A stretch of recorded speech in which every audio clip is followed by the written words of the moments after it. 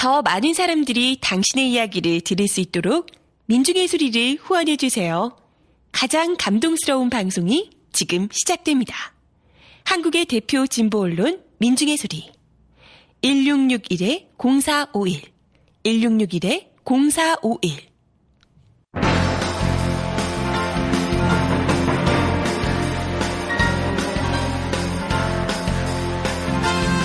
강명길의 다시 듣는 한국 현대사.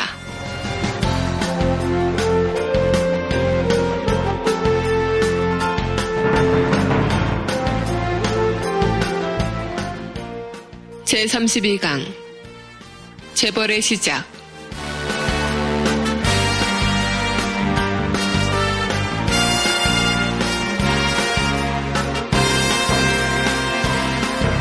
학생 여러분 안녕하세요. 일베를 감동시키는 교육방송 닥터강의 다시 듣는 한국현대사 아나운서 정혜림입니다.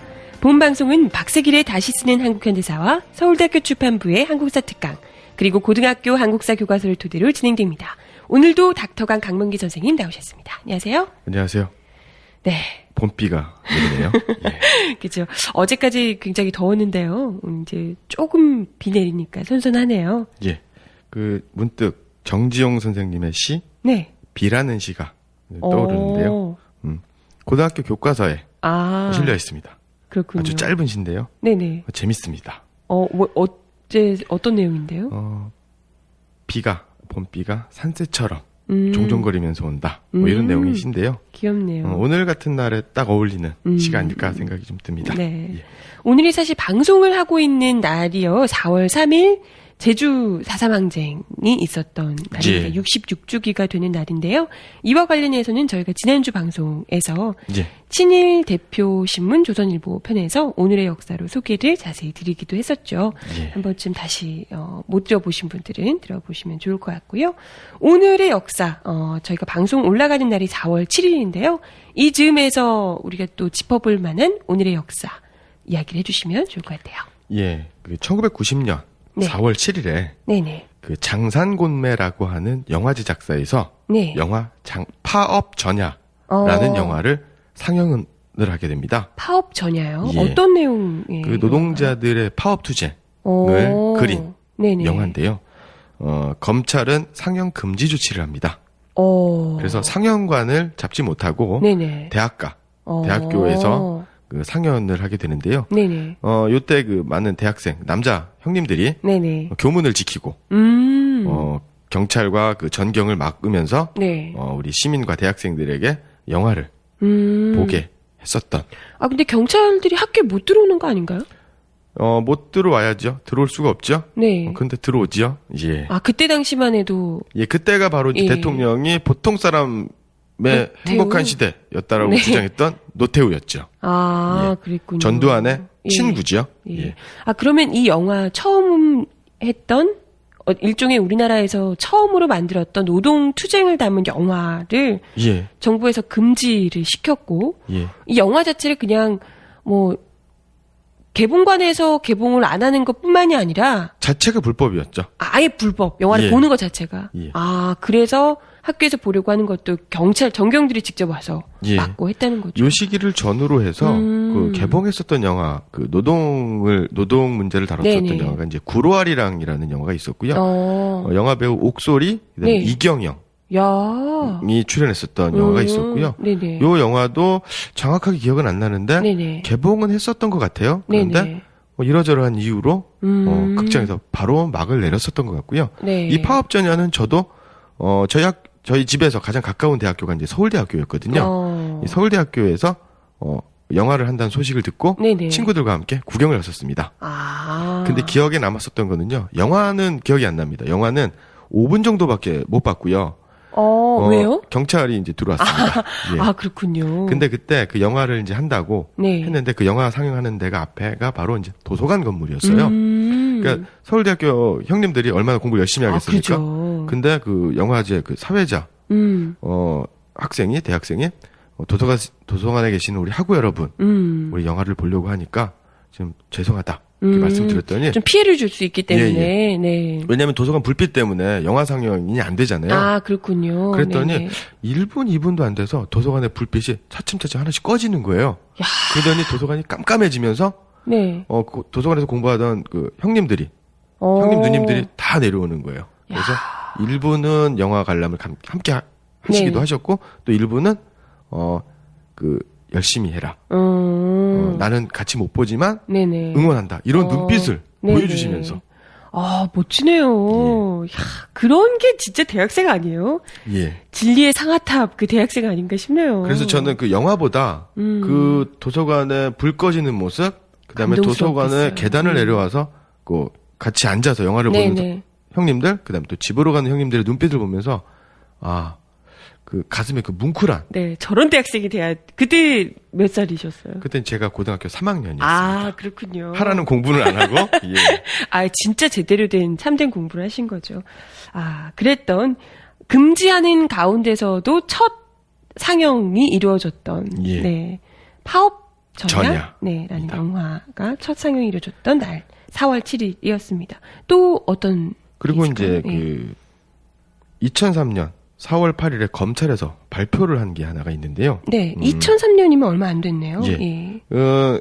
1997년에 대통령 선거가 있지 않았습니까? 그렇죠. 그때 당시에 김대중 전 대통령이 그렇죠. 됐던 그다음에 그 당시 한나라당 대통령 후보가 바로 이회창 아, 그렇죠. 씨였죠. 네. 요때 그 대선 자금 불법 모금이 아주 문제가 됐었죠. 네네. 그래서 이 검찰 발표 2003년에 검찰이 국세청과 한나라당이 조직적으로 공모를 해서 네. 대선 자금을 불법적으로 모금했다라고 네. 발표를 하고요.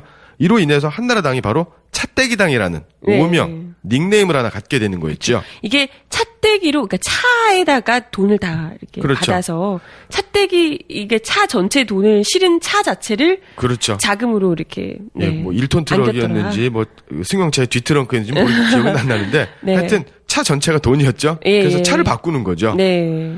그 당시 그 한나라당의 그 대표가 바로 서청원 씨였죠. 그렇죠. 친박의 대부로 꼽히는. 그렇죠. 예. 그리고 이래서 그 한나라당은 엄청난 위기를 맞게 되고 네. 천막당사로 이동을 하게 되는 거죠. 네. 그때 당시에 천막당사에서 어쨌든 다시 한나라당에 살려낸 게 지금 현재 대통령이었던 박근혜 대통령이기도 대통령이죠. 하고요. 예. 근데 뭐 그때 뭐 천막당사 하면서 새로 거듭나겠다 했는데 지금 뭐 그닥 비슷한 것 같은데요. 이름만 달라지고. 예, 맞습니다. 뭐가 변했는지는 잘 모르겠어요. 이름은 좀 변한 것 같아요. 예. 정확하게. 얼마 전 최근에 있었던 그런 뭐 선거에서도 총선 이런 데서도요. 예, 재보궐선거에서 화성에서 바로 이제 그 서청원 씨가 다시 이제 국회 입성을 하게 그렇죠. 됐고 네. 지금도 뭐 엄청난 조작 선거다. 네. 국정원의 그렇죠. 대선 개입이다. 네. 공천하는 과정에서 몇 억 있어야 뭐 공천이 된다 이런 그렇죠. 얘기들도 워낙 많고요. 예. 그렇습니다. 네. 이제 4월 8일, 2003년 4월 8일 날 이 차떼기당의 별칭을 갖게 된 예. 검찰 발표가 있었다 말씀해 주셨고요. 그리고 또 중요한 날이 아마 4월 9일이 아닐까 싶은데요. 예, 맞습니다. 많은 분들이 지금 알고 계실 것 같은데요. 네. 지난 대통령 선거에서 그 박근혜 대통령, 당시 대통령 후보가 네. 인혁당 사건에 대한 사과를 하는 과정에서 인혁당의 발음을 잘못해서 민혁당이라고 한 적이 있죠. 예. 바로 이 4월 9일, 1975년 4월 9일이 네. 인혁당 사건과 관련된 8명의 피고들이 사형 선고를 받은 지 18시간 만에 모두 사형에 처해진 네. 사법살인의 날, 예. 국제사법계의 암흑의 날로 네. 일어난 인혁당 재건이 사형 선고가 있었던 날입니다. 예. 예. 무려 8명의 사람이 그것도 지금은 이분들에 대한 배상까지도 국가 차원에서 이제 해줄 정도로 이게 잘못된 선고였고 예. 그리고 국가가 조직적으로 그것도 정치 판결을 한 것이다라는 것이 이제 다 밝혀진 상황이긴 하지만요. 예. 그때 당시에는 뭐 때문에 이렇게 무려 18시간 만에 사형 판결할 정도로 뭐 나름대로는 어마어마한 죄목을 매겨서 맞죠. 했을 텐데요. 예. 이것은 바로 이제 그 박정희 유신 독재 네. 예, 그 대표적인 공안 사건 조작 사건인데요. 네. 중앙정보부가 조사를 네. 하고 사건 수사를 하고 발표를 한 겁니다. 네네. 당시 국가 변란을 목적으로 북한의 지령을 받은 지하 조직을 결성했다라고 이제 발표를 합니다. 예. 그게 그래서 인혁당이라는 예. 말씀이시죠. 그래서 이 인혁당 사건은 1차 사건, 2차 사건이 네. 1964년, 그다음에 1974년 10년 간격으로 발생을 하게 되는 거고요. 2차 사건이 바로 인민혁명당 재건이 사건. 네. 이라는 1차에서 나왔던 그 인혁당을 재건한 그렇죠. 이 말인 거죠. 예, 맞습니다. 예. 1차 인혁당 사건은요. 1961년에 5.16 군사 쿠데타죠. 네네. 불법적인 군사 반란으로 권력을 잡은 박정희가 네. 무리하게 한일협정을 강제적으로 체결을 하게 되지 않습니까? 네네. 국민의 여론과 민심을 네. 억압하고 네. 그래서 이 당시 한일협정 반대 시위가 엄청나게 일어나게 되는 거고 네네. 요 한일협정으로 인해서 독도라든가 그렇죠. 그다음에 일본군 성노예 할머님들에 대한 그다음에 네. 또 강제징용자라든가 식민 지배 책임을 네. 그냥 훅 넘어가게 되는 돈 몇 푼 받고 좀 그렇죠. 퉁쳐주는 이런 게 예. 있었죠. 이것을 무마하기 위해서 네. 누르기 위해서 인혁당 사건을 조작 발표하게 되는 거고요. 네. 이때 이제 1차 1심에서는 사건을 수사했던 검사들 네. 중에 검사들이 4명이 모두 이것은 조작 사건이다. 오. 오히려 수사하는 검사들 그렇죠. 맞아. 피의자의 어떤 자백, 네네. 고문에 의한 허위 자백 이런 거밖에 증거가 너무 불충분하다. 그래서 그렇죠. 기소 자체를 거부를 합니다. 네네. 그 중에 3명은 사표를 냈죠. 그래서 재조사가 이루어져서 네.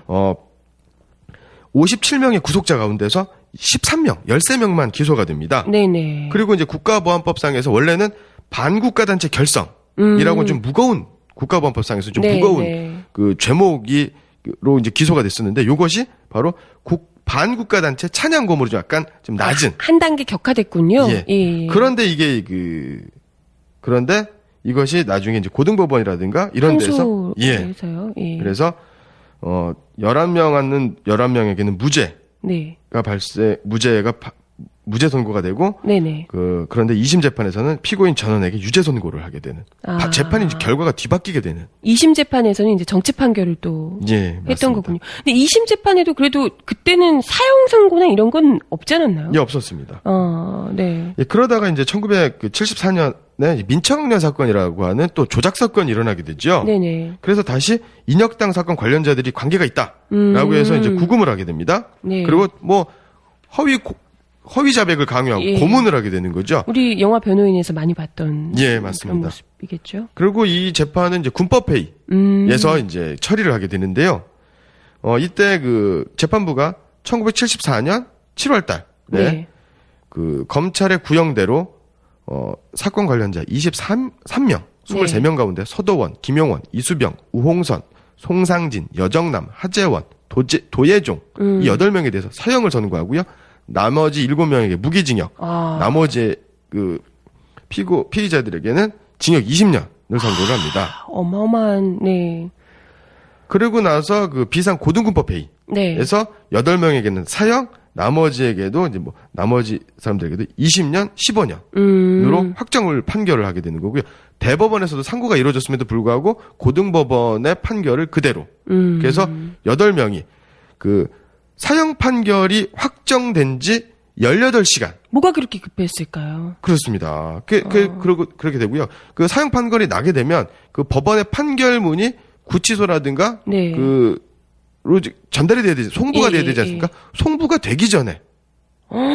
세상에, 아니, 어떻게 그럴 수가 있어요? 이게 말이 안 되는 겁니다, 지금. 네네. 그래서 이게 굉장히 불법적인 것다. 지금 제가 무슨 내란 예비운 뭐다, 내란은 뭐다라고 하는데 이거 네. 자체가 이제 불법이었던 거고요. 네, 이게 지금 이제, 북한을 찬양하는 그런 단체를 만들어서 그런 단체를 다시 이제 재건해서 그걸 돕게 했다. 그리고 그걸 통해서 내란을 꾸몄다. 이런 죄목으로 예, 이제 맞습니다. 지금 사형까지 가게 된 건데, 일단은 얼마나 18시간 만에 사형 선고를 내린 것도 참 어처구니가 없는데요. 예. 이분들 지금 피고인들이 어떤 분들이었는지가 중요한 것 같아요. 이분들이 무슨 내란을 꾸밀 수 있을 만한 능력이 있으신 분들인지, 군인이거나 이런 분들인 거예요? 어떻게 되는 건가요? 이분들 다 보면은 보통 대구, 경북, 네네. 경상도의 분들이시고요. 네네. 평범한 시민입니다. 이분들 기업가도 있었고요. 여러분 그냥 평범한 사람이다라고 이제 볼 수가 있는데 네네. 이 중에서 한 2분 정도만 좀 말씀드리면요. 네. 이수병 선생님 같은 경우에는요. 예. 그 1960년 4.19 혁명이 일어나지 않습니까? 네네. 그다음에 그때 이제 경희대학교 학생이었습니다. 그래서 4.19 시위에 앞장서서 경찰과 맞서 싸웠던 분입니다. 민주화를 위한 이 의식이 투철하셨던. 예. 그다음에 이제 1961년에 그 민족일보가 창간이 되는데 이 민족일보도 그 조용수라고 네. 하는 민족일보 사장이 있었는데요. 간첩이다. 빨갱이다 이래가지고 사형을 받게 되고 민족일보가 폐간되는 일이 있습니다. 나중에는. 아, 정말요? 예. 그러니까 유신 독재 시절에 전두환이란다. 그 박정희 네네네. 정부 시절에 반정부. 그다음에 또 그 정권을 비판하는 세력들은 다 이제 예. 빨갱이 간첩이 돼서 다 사형당하거나 정말 무시무시했던 시절이죠. 이 민족일보가 이제 창간이 되니까 이제 공채로 이제 네. 그 기자를 뽑지 않습니까? 근데 그 지원자 500명 중에 유일하게 만점을 맞아서 야. 합격을 합니다. 인정받는. 예, 아주 인재였죠. 대단한 분이네요. 예. 이러니까 뭐 그 민주적인 의식을 가지고 있었던 아주 평범한 학생이었다. 네네. 청년이었다. 이제 볼 수가 있는 거고요. 네. 그 다음에 뭐 굉장히 뛰어난 학생이었네요. 예, 예. 도예종 선생님 같은 경우에는요. 네. 당시 그 고등학교 선생님이었습니다. 상주고등학교 교사 생활을 하던 중에 4.19를 맞게 됩니다. 네네.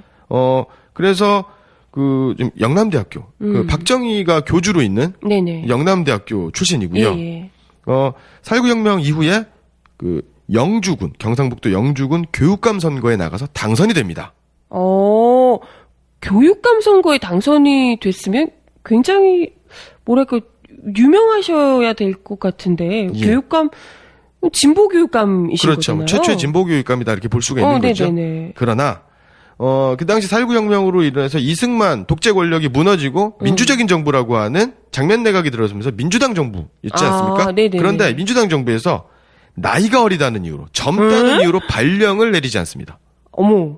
그러니까 선거에서는 당선이 됐는데 지금 어처구니가 없네요. 발령을 내리지 않았다라는 만약에 그때 발령이 났더라면 최초의 진보 교육감으로서 우리가 김상곤 교육감이 최초의 진보 교육감으로 우리가 그렇죠. 알고 있는데요. 그 이후에 많이 또 진보 교육감들이 당선이 되시기도 했지만 예. 어쩌면 그 이전부터 우리의 그 교육이 제대로 바로잡히는 이 그런 성과를 또 기회를 예. 놓치게 되는 거죠. 우리가 그렇죠. 지금. 예. 근데 교육감 후보로 당선까지 되셨던 분이 그것도 뭐 글쎄 어디 뭐 군인이고 이런 것도 아니고 그렇죠. 내란 예비후보 이건 좀 내란 어처구니가 음모를 할 없네요. 수 있는 의지도 없었을 뿐만 아니라 그런 능력도 없는 사람이죠. 그러게요. 이런 일개 고등학교 교사가. 네 고등학교 교사 뭐 그냥 학생 이런 거잖아요. 예, 기자. 네 기자. 그다음에 뭐 기업가 네. 이런 사람들이었는데 그런 사람들이 대체 무슨 큰 이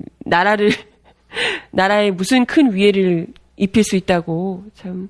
근데 어찌됐건 중요한 건 이후에 인혁당 사건과 관련해서 정부가 잘못을 인정하고 예. 잘못된 사법살인이었다라는 것을 인정을 한 거고요. 근데 그렇게 되면 그때 판결을 했던 사람들이라도 이에 대해서 뭐 응당 책임을 묻고 처벌을 받고 해야 되는 것 아닌가요? 사람을 죽은 건데. 네, 답답한 일입니다. 네. 실제로 그 사형 판결이 나고 네. 나서 이제 사형이 18시간 만에 사형이 집행되지 네네. 않습니까? 사형이 집행됐으니까 유가족들은 그것조차도 억울한데 사형이 됐으니까 시신이라도 인도받으려고 네. 노력을 하지 않습니까? 그렇죠. 그래서 그 구치소 형무소 앞에서 기다리고 있습니다. 서대문 형무소에 있거든요.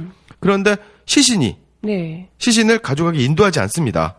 응? 이것은 왜요? 마치 그 안중근 의사가 네. 이토 히로부미를 처단하고 나서 미신형무소에서 여순 감옥에서 순구가지 않습니까? 그렇죠. 그 시신을 우리가 찾지 못하지 않습니까? 총독부에 그렇죠. 의해서 일제에 의해서 네네. 이것과 같은 일입니다. 그래서 그 당시 정부는 그 사형 선고자들의 유해를 네. 가족들에게 인도하지 않고 벽제화 장터로 가서 강제로 화장을 해버립니다.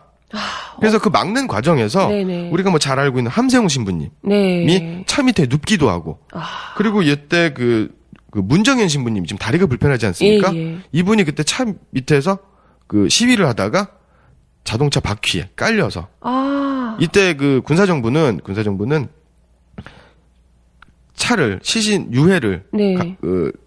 싣고 있는 차를 가족들이 막고 있으니까 크레인을 동원해서 차를 통째로 옮깁니다. 야, 정말 예. 무지막지하네요. 정말 무식하고 정말 잔인하기가 이를 말할 데가 없습니다. 가족들에게 얼마나 큰 상처를 안긴 걸까요? 근데 아직도 아까도 이야기하셨지만 예. 뻔뻔하게 이때 이런 끔찍한 판결을 했던 사람들이 여전히 보나마나 승승장구하고 계실 텐데요. 아주 잘 나가고 있죠. 네. 보통 역사가 네. 과거의 일 아니냐. 지금 과거에 연연해가지고 자꾸 아픈 상처를 들춰내봐야 뭐하냐. 그쵸. 우리 그런 얘기를. 화합해서 예. 미래를 향해서 열심히 뛰어나가자. 뭐 이런 얘기를 하는데요.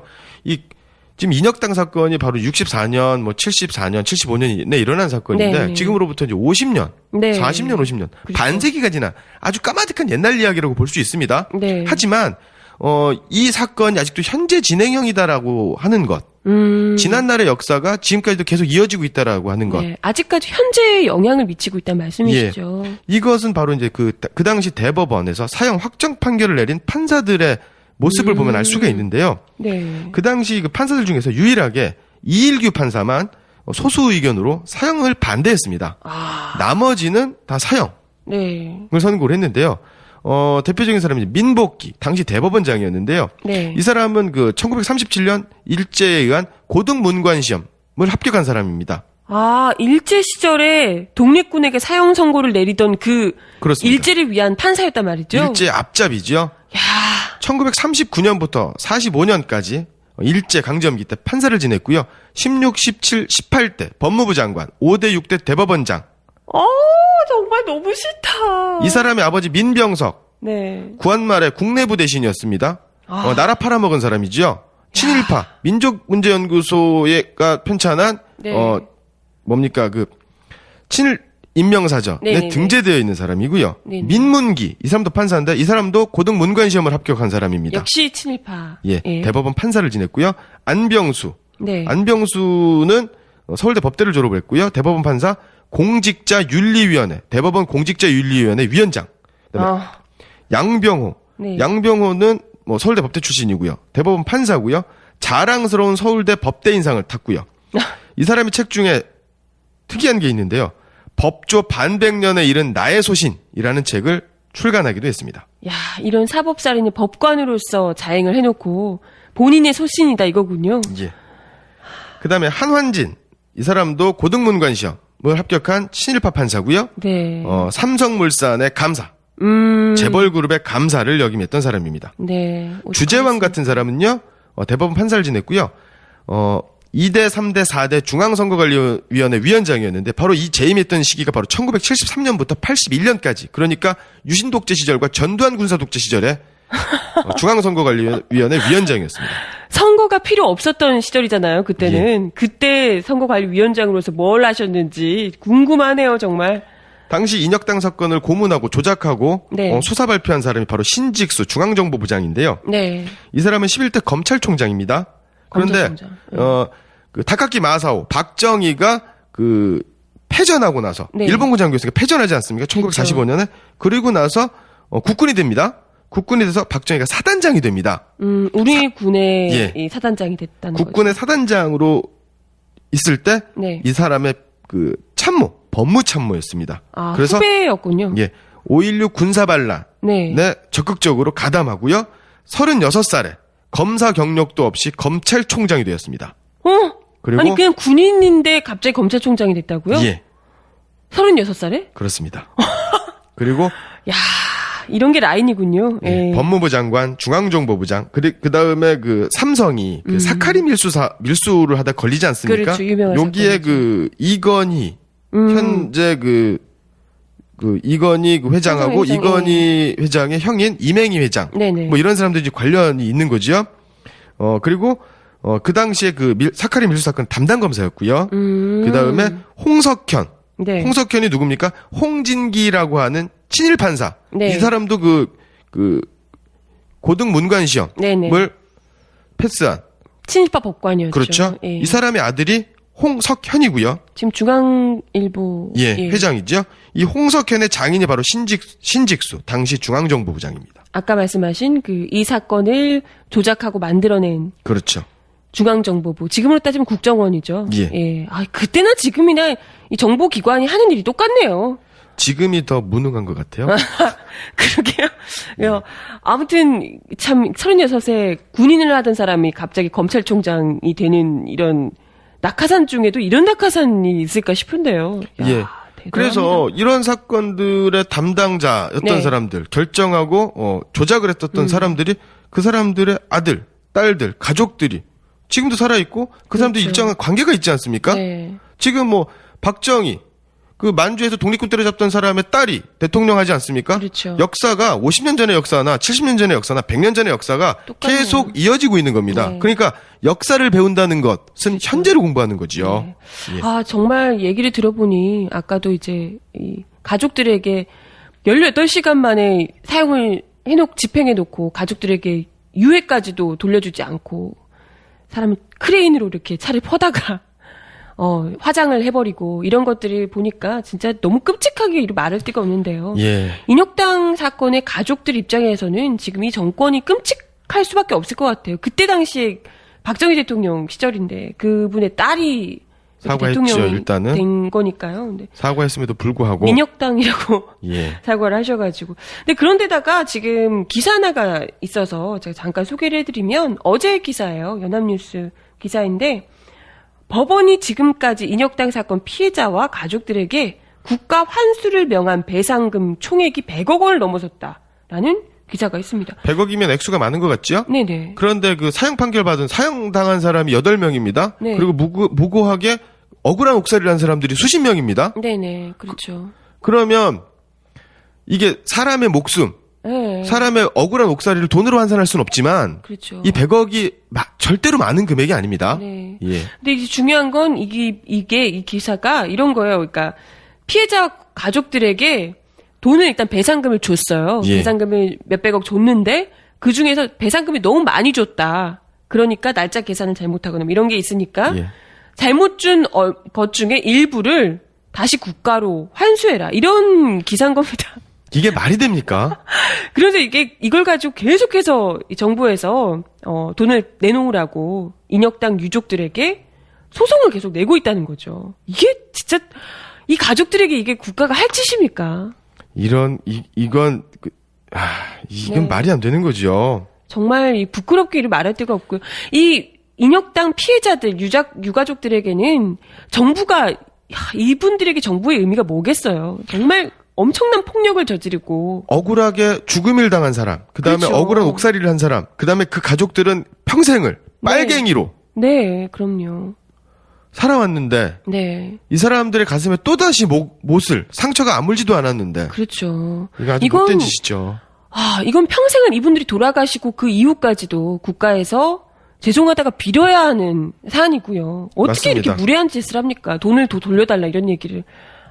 정말. 우리나라는 그 법치주의 국가 아닙니까? 그렇죠. 이 그 법치주의 국가, 네. 민주주의 국가인데 우리가 조선시대에 그 법치주의를 확립했다라고 하는 게 이제 경국대전 아닙니까? 네네. 그 세조 때부터 성종대 완성된. 네. 이때에도 그 국왕의 명령으로 그 사법관, 그러니까 네. 사법관이라고 하면 뭐 이제 지방관이라고 하면 이제 관찰사라든가 네네. 지방의 수령이겠죠? 네네. 수령들이 법을 왜곡하거나 그다음에 또 그 자의적으로 해석해서 네. 왜곡된 처벌을 하게 되는 경우를 엄격하게 다스렸습니다. 네. 예, 그것은 이제 대명률이라든가 경국대전에서 나와 있고요. 그 다음에 일제강점기가 예. 이제 직전이었던 1905년, 그 대한제국 전후 시기죠. 이때도 그 형법대전에서도 법관의 법 왜곡 행위를 소상하게 아주 자세하게 규정을 합니다. 네. 그래서 부당하게 행사가 된 국가 공권력, 그 다음에 사법권으로부터 국민들을 보호하려고 노력을 합니다. 네. 그런데 현행의 형법, 네. 형법에서는 그 법관이 사건의 내용을 조작, 그다음에 또 법 규정을 그 왜곡 해석하거나 왜곡 적용하고 네. 뭐 이런 것에 대해서 그 규제를 할 수 있는 명확한 제도적 장치가 아주 미흡하죠. 네. 그러니까 거의 없다고 봐야 됩니다. 잘못된 판결을 하거나 의도적으로 정책 판결을 한다 하더라도 그 판사들에게 책임을 물을 수 있는 규정이 없다는 그렇습니다. 말씀이시죠. 예, 그 더구나 그 사법살인을 한 법관에 대해서 네. 엄단할 수 있는 적절한 수단 자체가 없어요. 네. 이건 정말 살인자거든요. 이런 법관들은. 이것은 엄청난 범죄 행위뿐만 그렇죠. 아니라 네. 법치주의 국가에서 법치주의를 하고 그 직무를 수행해야 되는 네네. 선량한 공직자가 오히려 그 본분을 망각하고 네. 범죄적인 방법으로 시민의 인권을 민주주의의 근본을 그 파괴하는 네. 행위라는 거죠. 그렇죠. 예. 참. 인혁당 사건 뭐 지난 대선 때문에 또 한 번 약간 화제가 됐다가 가라앉았는데요.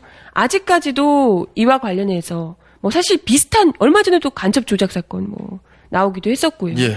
비슷한 일들이 계속해서 발생하면서 이게 단지 뭐 70년대에 일어났던 일로 그칠 만한 문제가 아니다라는 것을 보여주고 있습니다. 이 조작 사건이라고 하는 게 대부분의 네. 공안 사건이라고 하는 게 허위 자백 네. 내지는 뭐 녹취록 그렇죠. 뭐 이런 거밖에는 증거가 없지 않습니까? 네네, 그렇죠. 예. 물론 누구나 사람이 실수를 할 수 있고요. 그리고 또 과거에 대해서 혹은 뭐 부모가 한 일에 대해서 무조건 연좌제처럼 자녀가 뭐 책임을 져야 된다 이런 얘기를 할 수 있는 건 아닙니다. 하지만 잘못된 특히나 이제 정부가 대통령이 되셨거나 했다면 그 잘못된 지나간 과오에 대해서 철저하게 인정을 하고 사과를 하고 또 그에 대한 피해를 입은 분들에게 예. 진정성 있는 사과를 하고 보상을 마땅히 해주는 그래야죠. 것이 예, 맞습니다. 앞으로 똑같은 잘못을 저지르지 않는 최고의 그 가장 훌륭한 방법이 아닐까 이런 최선의 방법이 아닐까 생각을 예, 하게 됩니다. 맞습니다. 네, 오늘의 역사 4월 7일, 4월 8일, 4월 9일 세 가지 이야기를 함께 드려봤습니다. 이제 본편 함께 하셔야죠. 지금 여러분께서는 강명길의 다시 듣는 한국 현대사를 듣고 계십니다. 형성평가 1번. 다음에 보기가 설명하는 박정희 유신 독재 정권 시대 최대의 조작 사건은 무엇인지 고르시오. 보기. 1960에서 70년대 중앙정보부가 국가 변란을 목적으로 북한의 지령을 받는 지하 조직을 결성했다고 발표해 다수의 혁신계 인사와 언론인, 교수, 학생 등이 검거된 사건이다. 대법원에서 상고가 기각돼 판결이 확정된 지 18시간밖에 지나지 않은 1975년 4월 9일에 서두원, 김용원, 이수병, 우홍선, 송상진, 여정남, 하재완, 도예종 8명에 대한 사형이 서울구치소에서 집행되었다. 당시 이들의 선고통지서가 대법원의 확정 판결이 있기 전에 군 검찰에 접수됐으며 서울구치소에서도 선고통지서가 도착하기도 전에 사형을 집행했다는 정황이 문서로 드러났다. 국제 엠네스티는 이들에 대한 사형 집행에 항의하는 성명을 발표했으며 스위스에 본부를 두고 있는 국제법학자회도 이들에 대한 사형 집행이 사법살인이라며 사형이 집행된 1975년 4월 9일을 사법 암흑의 날로 선포했다. 2000년 대통령 직속의 의문사 진상규명위원회는 이 사건이 고문에 의해 과장 조작된 것이라고 밝혔다. 사건의 피해자들과 유족들은 이 사건의 재심을 청구해 관련자 모두에게 무죄가 확정되었다. 1. 18대 대선 부정 은폐 조작 사건. 2. 국정원 중국 공문서 위조 사건. 3. 서울시 공무원 간첩 조작 사건. 4. 이석기 내란 음모 조작 사건. 5. 인민혁명당 사건. 네, 그럼 32번째 강의입니다. 재벌의 시작 편을 함께 하시겠습니다. 아, 재벌 하니까 요즘 또 워낙 재벌 관련한 뉴스가 많아가지고요. 얼마 전에 재벌 그룹 임원들 연봉 공개되면서 공개됐죠. 다들 뭐 상대적 박탈감을 많이 느끼시더라고요. 뭐 저는 박탈감은 안 느꼈습니다. 워낙 뭐 나와 다른 세상에 살고 있는 사람들이니까. 뭐 몇백억 이렇게 얘기하는데 예. 그게 그 정도 돈을 벌 수가 있는 건가 생각이 들기도 했고요. 그리고 얼마 전에는 또 모 그룹 회장이 벌금 대신 노역을 하는데 일당이 5억 이렇게 해서. 그렇죠. 네. 감옥에 하루만 있어도 이제 5억을 그렇죠. 벌게 되는 거죠. 아니 무슨 일을 해야 그 정도를 돈을 해주는 건가요?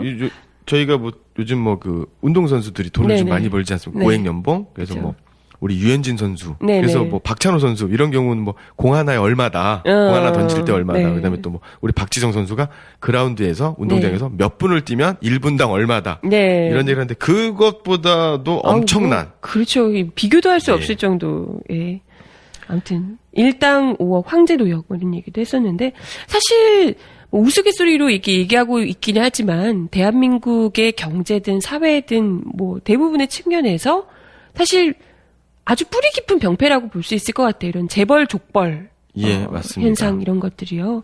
너무 뭐 다른 기업들이 그 정도 이 재벌 틈에 끼어들어가기는 하늘의 별 따기고요. 그렇죠. 절대 있을 쉽지 수 않은 없는 문제죠. 일이고요. 예. 네, 이런 재벌이 언제 시작되었나 하는 것을 좀 오늘 같이 지켜볼 텐데요. 예. 이게 아무래도 지금 다드사에서 이 타이밍에 시작을 한다 이런 것은 이게 일제시대 때 시작이 됐다 이런 말씀이신 것 같아요. 아주 정확하게 보셨습니다. 네네. 예. 그 일제강점기 이전의 부자들하고 네. 이후의 부자들이 좀 많이 성격이 네. 좀 다른데요. 일제강점기 이전이면 이제 구한 말이니까 네네. 바로 이제 세도 정치니까 네. 바로 이제 풍양조 씨라든가 안동김 씨 음. 노론의 일부 세력이 네네.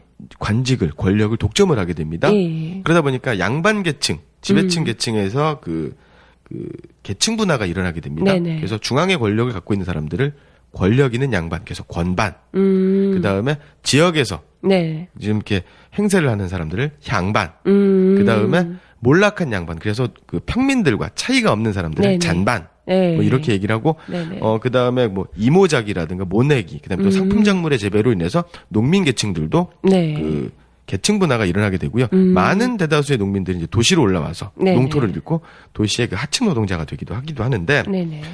이 당시에는 당시에 그 국내의 그때 경제적인 모순 네. 때문에 이뤘던 거였고요.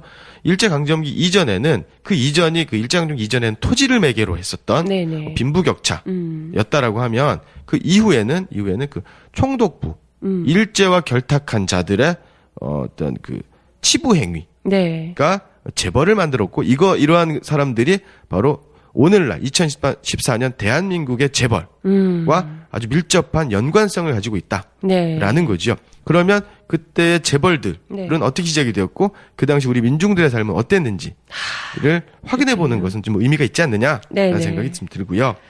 그러려면 기본적으로 그 당시의 물가, 그렇죠. 사실 뭐 그 당시에 예전에 그 당시에 뭐 은사금으로 나라를 팔아먹은 대가로 은사금으로 10만 원을 받았는데 20만 원을 받았는데 그런데 현실적으로 감이 좀 안 오거든요. 그렇죠. 지금 10만 원은 예, 뭐 그렇게 얼마 많이 받는 것 같지 않게 느껴져서요. 예. 다른 뭐 그때 당시 조선 시대에 아니 일제 시대의 경제가 어느 정도 수준이었는지 이런 걸 같이 좀 얘기를 해주시면 좋을 것 같아요. 예, 맞습니다. 그러면 우리 김구 선생님. 네네. 김구 선생님 같은 경우는 어떻습니까? 윤봉길 의사 상해 홍코공원 의거로 인해서 네. 윤봉길 의사 같은 경우의 사건으로 인해서 김구 선생님이 현상금이 걸리지 않았습니까? 네, 거의 일단 우리가 생각할 때는 독립운동계 대부인데요. 예, 예. 수장 중에 수장인 거잖아요. 그렇죠. 일제 입장에서는 그래서 김구 선생님한테 현상금이 걸리는데 바로 60만 원입니다. 60만 원. 예. 뭐 별로 안 되는 것 같은데. 예. 그러니까 이제 그걸 이제 계산을 해보면 1911년에 쌀 한 가마 가격이 3원입니다. 아, 예. 근데 지금 지난 겨울에 우리 네. 농민분들이 네. 쌀 수매가를 인상해달라고 하지 않습니까? 그렇죠. 그래서 김항식 총리인가요? 네. 그 당시 총리가 정홍원 총리인가? 지금은 정홍원 예, 총리죠. 예. 예. 총리가 쌀 수매가를 올립니다. 농민들의 요구는 23만 원이었는데 아. 쌀 수매가를 10,000원을 인상을 해서 179만 9,600원이에요. 아, 그러면 17만 원, 18만 원으로 계산을 하면 네네. 쌀 한 가마를 그러면 대충 한 우리 지금 현재 359억 원 정도가 됩니다. 현재 돈 가치로 하자면 예. 김구 선생님의 이 수배가 아니죠. 현상금이 목숨값이 바로 이제 359억 원. 로또를 몇 번을 맞아야 되는 거죠. 어마어마하네요. 야. 비교를 해보면 오사마 빈 라덴의 네. 현상금이 2,500만 불이었습니다. 그럼 지금 270억 정도. 야, 하긴 근데 뭐 일제 입장에서는 사실상 가장 두려운 사람이 김구 선생님이 아니었을까라는 생각. 예. 그럼 김구 선생님이 가장 이게 높았던 건가요? 현상금이? 아닙니다. 아니에요? 한 번 더 있습니다. 네. 두 분 정도 있는데요. 김원봉 선생님, 의열단. 아, 김원봉 선생님은요, 100만 원입니다. 100만, 오, 장난 아니네요. 김구 선생님이 아까 60만 원이었다고? 예, 예. 야, 장난 아니네. 거의 2배 가까이. 한 네. 600억 정도 되는 거죠. 대단하네요. 현상금이 600억. 그 다음에 2위가 그 조선혁명군의 참모장이었었던 김학규 선생님입니다. 아, 이분이 정확하게는 자료마다 조금 다른데 80만 원 정도다라고 네네. 얘기를 했거든요. 그러니까 일단 그 김원봉 선생님, 김학규 선생님, 김구 선생님 같은 경우에는 보통 3, 400억, 500억, 600억대 현상금. 그러게요. 그러니까 오사마 빈라덴은 세 발의 피다. 뭐 절대 안 되는. 예. 아, 그러면 이제 1, 2등을 하신, 현상금으로 1, 2등을 하신 분들이 주로 이렇게 약간 의열투쟁, 무력투쟁. 무장투쟁을 하셨던 분 있죠. 무장투쟁을 하셨던 장군, 뭐 이런 분들이셨네요. 그렇기 때문에 아마 좀 더, 현상금이 높게 붙지 않았을까 생각이 예. 듭니다. 맞고요. 그리고 이제 그러면은 요 당시에 우리 서민들은 네네. 어떻게 살았는가? 네. 뭐 사실 뭐 김구 선생님하고 김원봉 이런 독립운동가들 잡기 위해서 얼마나 많은 밀정들이 그렇죠. 쫓아다녔겠습니까? 네네. 그러면 그 당시에 우리 그 민중들의 삶, 네. 예, 보면은 그 당시에 쌀 한 대박. 네. 이거 1923년 부산에서 부산부 총독부죠. 네. 부산부에서 조사한 물가표인데요. 쌀 한 대가 네. 33원 3전입니다. 어. 그 다음에 탁주, 막걸리죠. 네. 막걸리 한 대박이 40전. 이렇게 되는 거고요. 네네. 전차를 타지 않습니까? 서울에서. 예. 전차를 타는데 전차가 5전 정도가 됩니다. 전이면 어느 정도인 건가요? 100전이 1원이 되는 거죠. 아, 100전이 1원? 예. 아, 그렇군요. 야, 그런데 지금 뭐, 한 되가 아까 33전 이런데, 현상금으로 60만 원 이렇게 걸려있으니. 엄청난 거죠. 이게 진짜 장난 아니에요. 그 당시에 한 1920년대 정도 됐는데요. 그 목수가 하루에 6원을 받습니다. 목수면 지금 기술자거든요. 네네. 그런데 조선인 목수는요, 60전을 받습니다. 60전? 예, 네네. 일본인 목수가 1원 20전. 아, 2배를 받는 거네요? 예. 아, 그게 그냥 일하는 능력의 차이가 아니라 그냥 어느 나라 사람이냐에 따라서. 그렇습니다. 참. 1930년으로 가면은요, 짐꾼들 있지 않습니까? 짐꾼들은 조선인은 1원 50전, 일본인은 2원. 아니, 근데 거의 대부분의 직종, 업종이 다 일본인과 조선인의 연봉이 달랐던 거예요? 예, 맞습니다. 다 달랐죠. 그래서 그 이봉창 의사 같은 경우에는요, 네네. 그 용산 기차역에서 네. 그 기관사는 아니고 그 철도 관리하는 그런 일을 했습니다. 그랬는데 자기가 더 경력도 많고 일도 잘하는데 네. 일본인 직원이 자기보다 월급을 많이 받는 거예요. 그래서 내가 열심히 일을 해야겠구나. 네네. 열심히 일을 했는데도 격차가 벌어지는 거죠. 예. 그러한 그 식민지의 차별 정책으로 인해서 이것은 근본적으로 문제가 있는 것이다. 일제를 쫓아내야 된다라고 판단하고 결심을 하시게 된 계기도 되는 거죠. 근데 잘 또 모르는 분들 같은 경우에는, 몰랐던 분들 같은 경우에는, 내가 일본인이었으면 얼마나 좋았을까, 이런 생각을 또 하셨을 수도 있을 것 같아요. 그때 다시 민중들 같은 경우에는. 예. 그렇군요. 그러한 우리 당시 조선 민중들의 네. 삶을 좀 알 수 있는 것들은 여러 가지 연구 논문이라든가 이런 건 네네. 또 그런 것을 통해서도 알 수 있지만 그 당시에 소설, 희곡, 그다음에 네. 시를 통해서 좀 알 수 있는데요. 네네. 이것이 바로 이제 문학 작품을 이해할 때 외제적 관점에서 반영론이다. 네. 그 당시 시대상이나 사회상을 좀 우리가 알 수 있으니까요. 네네. 변절하기 전에 극작가 유치진 네. 같은 경우 토막이라는 네. 희곡을 통해 토막이 바로 이제 흑집입니다. 네. 저번에도 한번 예. 소개를 해주셨죠. 예. 예. 이런데 보거나 그래서 그 당시 서울 변두리에는 네. 흑집으로 이렇게 판잣집보다 우리나라 1960년대 70년대 피난민들 그다음에 또 도시 빈민들의 판잣집보다 더 엉망인 흑집이 있었는데요. 그 당시 흑집이면 이렇게 비가 오고 이러면 비세지요. 네. 예. 보일러 시설, 난방 시설은 전혀 없는 거고요. 예. 네.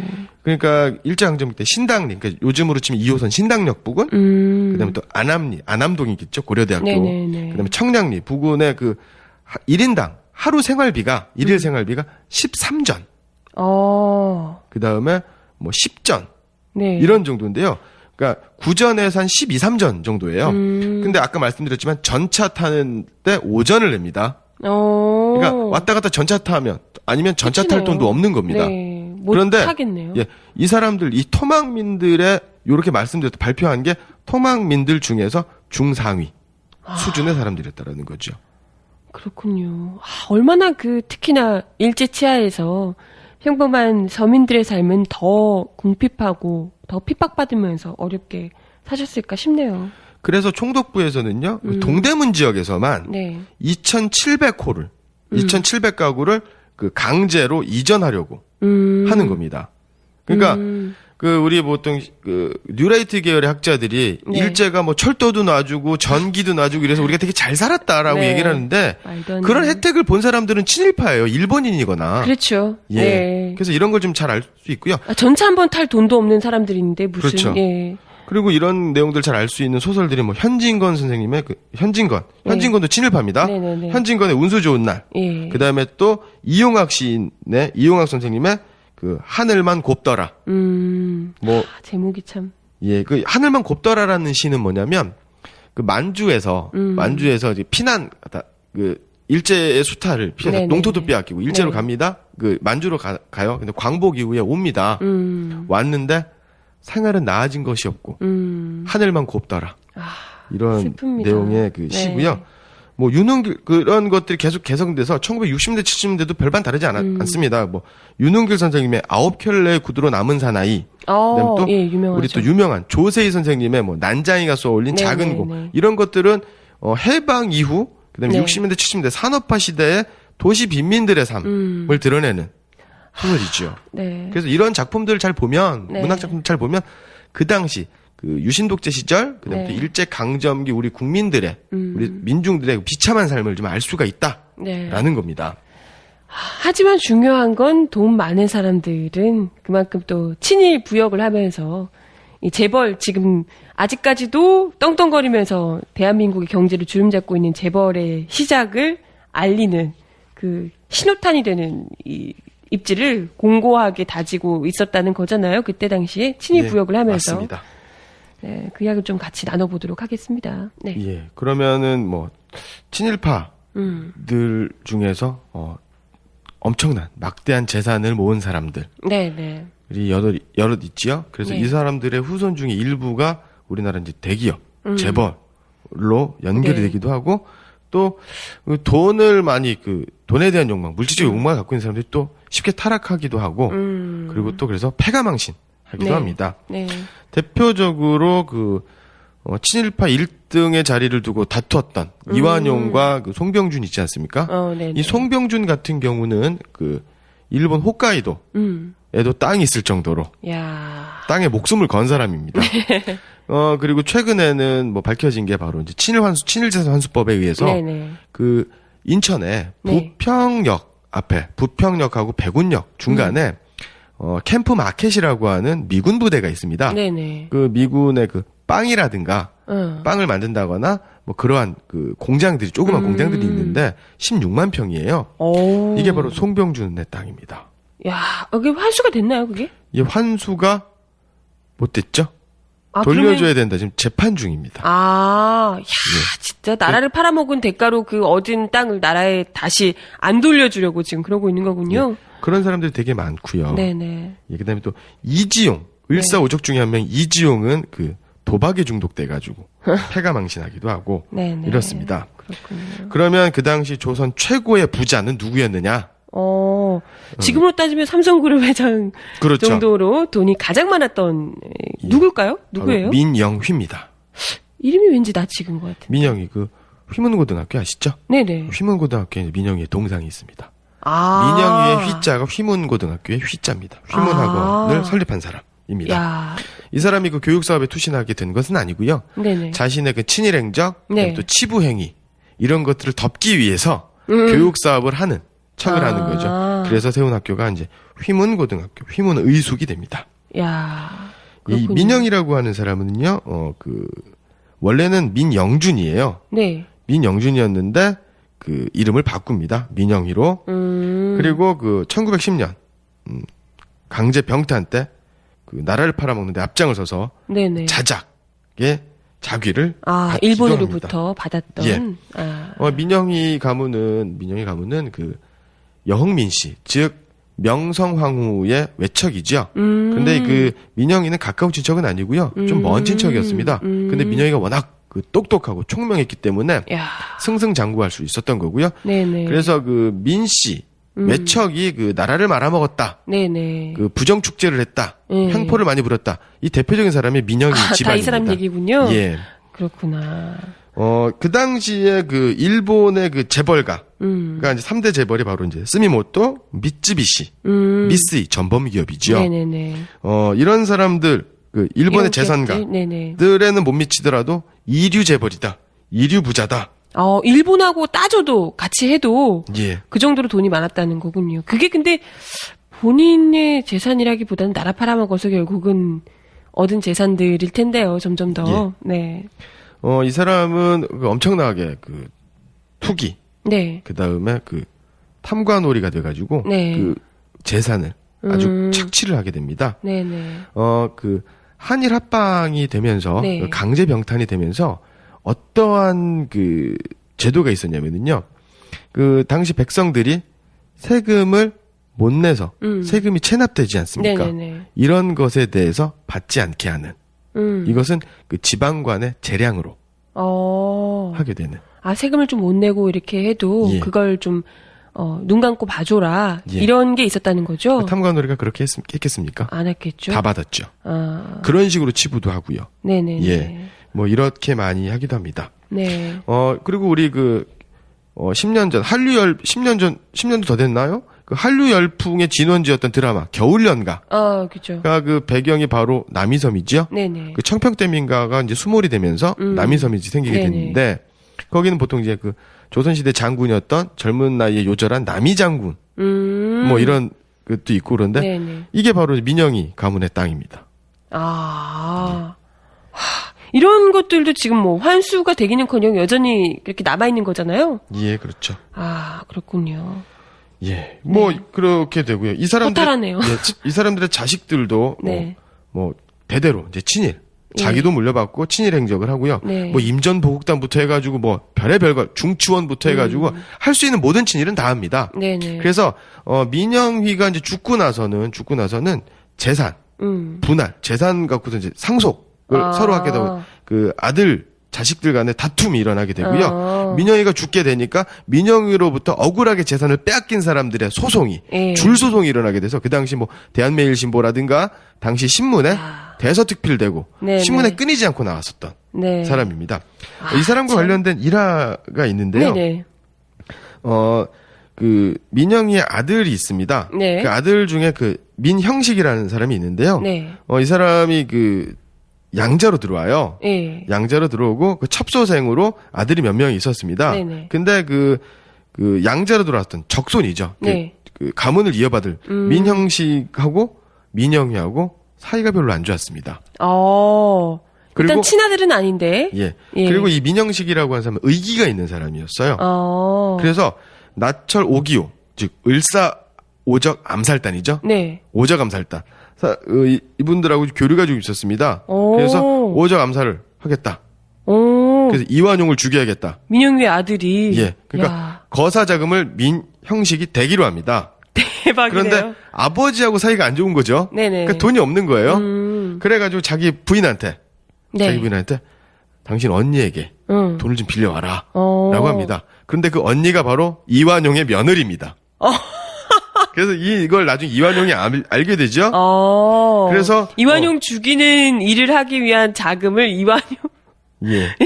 며느리에게. 야. 그래서 대단하네요. 그 이완용이가 그러죠. 며느리한테 너는 시아버지를 죽이기 위해서 돈을 빌려 주었느냐? 그래서 사람들이 모두 비웃었다. 이런 일화가 있습니다. 네, 참 재밌네요. 예, 그래서 조선 최고 부자였다. 네네. 라는 거고요. 이 사람들을 그 민영이하고 민영이의 자식들은 바로 이제 김현수, 박흥식 그러면 이제 그 뭡니까 그 백화점.